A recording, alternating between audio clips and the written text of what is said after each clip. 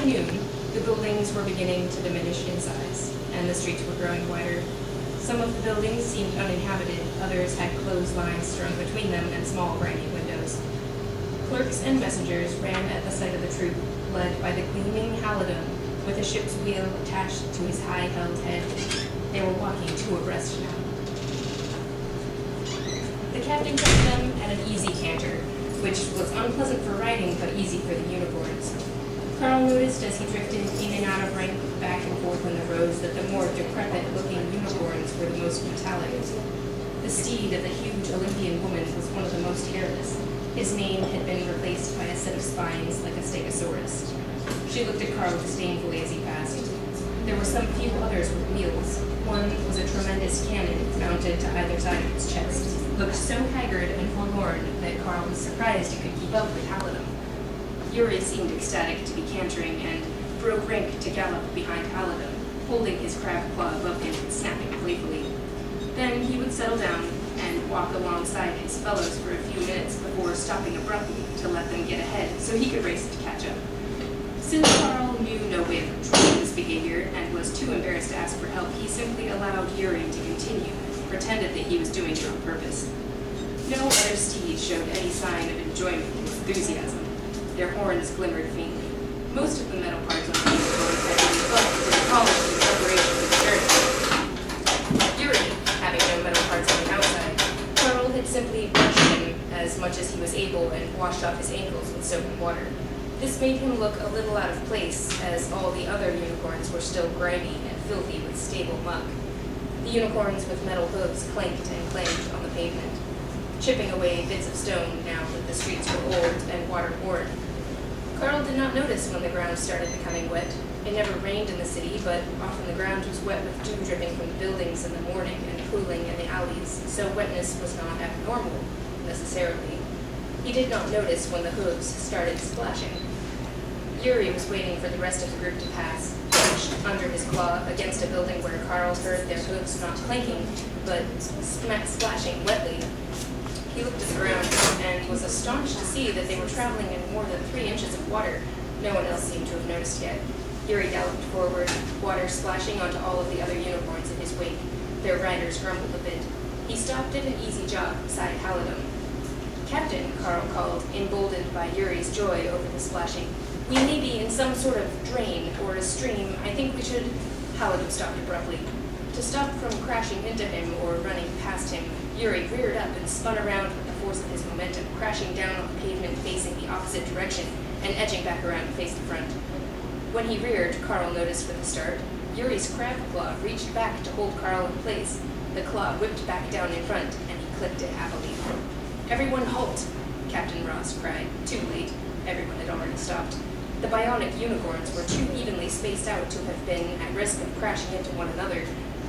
"We have arrived at the stone," said the captain, to great marks of relief and excitement. "Dismount." Carl slid gracefully off of Yuri, assisted by the huge claw, which Yuri held back as a step for his rider. Carl patted his neck, and they walked forward with the others. There was a gap in the buildings ahead, through which a tremendous blue-gray sky shone like it was lit from behind. There were several inches of water on the ground, and the buildings were reflected, as well as the sky, around a huge, round, rough stone dome in the center of the open space. Carl had never seen such a huge space before, except inside buildings, in the old first-floor accountant halls, where high ceilings supported by pencil-like columns rose almost out of sight. Everyone was silent as the captain walked toward the dome. It seemed to have a great number of small spines rising up from it that gave it a fuzzy, blurred edge. The reflection of the water disappeared into a constant rippling as the men left their unicorns and walked toward the stone. Carl let go of Yuri's reins, but he followed anyway. Carl didn't try to stop him. The other unicorns eyed them suspiciously, but Yuri seemed unperturbed. They approached the stone. One sock was close to Carl. He smiled tentatively. The old man had been kind to him, if abrupt. But now, one sock grinned back widely and gestured Carl over. "You can come too, I guess," he said to Yuri, who was following without invitation. "I've never been here, kid," he murmured in a reverent whisper. "No, where is here? What is this?" "Swordstone, boy," said one sock. "Swordstone? Swordstone. It's where the swords come from, ain't it?" he said rhetorically. Carl murmured. This'll be your first, boy. You better hope it's long and wide. You know how Thin Willie got his name. One sock was speaking out of the corner of his mouth. No, Carl said honestly. Pulled a fencing sword out his first try, duffer. It's only the first that counts. Everyone knows that. That's the one. That's your sword. He said the last word with such particular emphasis that its meaning was more or less clear to Carl, who was nevertheless very confused. His sword. They were standing right at the base of the dome now. The stone was bristling not with spines, but with hilts, some very simple and made of wood, others gilded and cast into beautiful twisting designs. Riders were climbing up the stone silently, looking at the hilts closely. The hilt don't always tell you what's beneath, said One Sock warningly.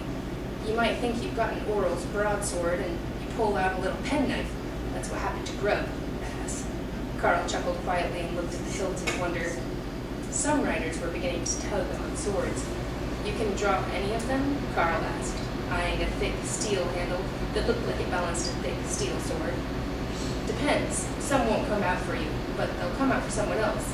Only penknives come out for Grub after that first time, he chuckled, wheezing.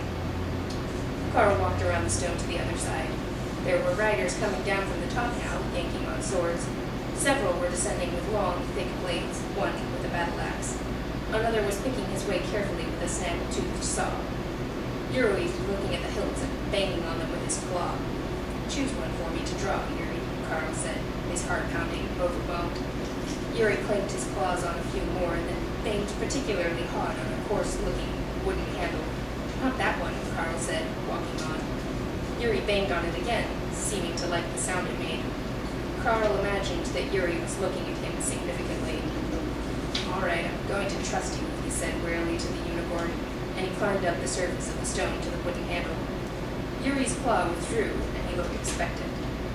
Carl grasped the handle and pulled, expecting nothing to give, but then the sword came free in his hands.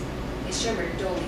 It was a pounded iron sword, heavy and thin as a slip of paper, but as broad as his palm all the way to the tip. Wow, Carl said, turning to Yuri. It wasn't a king's sword, but it was beautiful, and Carl was not a king after all. He waved it around. It felt perfect in his hand, like it had been made for him. The weathered wooden handle grew warm and soft quickly in his palm. Yuri snuffled, licking his claw. Carl jogged excitedly around the rock and brandished the sword playfully at One Sock. One Sock stifled a laugh and drew from behind him a jewel-encrusted steel sword with engravings in some other language. Not bad, you Hud, I suppose, he cackled. But this will fetch a pretty price when I'm done spilling blood with it. Carl swung the sword around easily again. It's got the perfect weight. It's nice. Of course it is. It's your sword, One Sock grinned. Where did this come from? Carl asked, gesturing to the giant rock. Always been here. Do the swords grow from it? Seem to, don't they? Carl turned to Yuri and clanked the flat part of the sword against the claw. When all of the men had drawn a sword, some long, short, old, new, battered, or freshly forged, kingly and barbarian, broad and thin, sharp and dull, they mounted their unicorns again and continued across the open expanse. The streets on the other side of the rock were even wider, almost whole plazas in themselves, enough room for 7 riders to ride abreast, which they did loudly, accompanied by the splashing of deepening water and the chatter of men and women preparing swords.